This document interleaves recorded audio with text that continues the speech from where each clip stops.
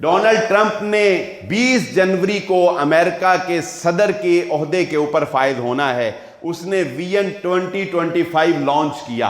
आप वो पूरा विजन पढ़ें। एक सबसे अहम नजरिया उसने ये पेश किया कि अगर अमेरिका को बचाना है तो अमेरिका को अपनी असल हालत की तरफ वापस लौटाना होगा। असल हालत है क्रिश्चियनिटी। वो कहता है कि अगर तुम बचना चाहते हो तो तुम्हारे नौजवान तबाह हो गए, तुम्हारी औरतें औलादे पैदा नहीं कर रही, तुम्हारे यहां जराइम बढ़ रहे हैं, तुम्हारे यहां खुदकुशियां हो रही हैं, तुम्हारा खानदानी निजाम तबाह हो चुका है। वो काफिर होके अपने झूठे मजहब की तरफ लौटना चाहते हैं। मैं आपको ये बताऊं ऐ मुसलमानों, याद रखना, अगर तुम इज्जत चाहते हो, जीना चाहते हो, तो तुम्हें इस्लाम की तरफ लौटना पड़ेगा, वगरना तुम्हारा भी वही हाल होगा जो मगरिब का हाल हुआ।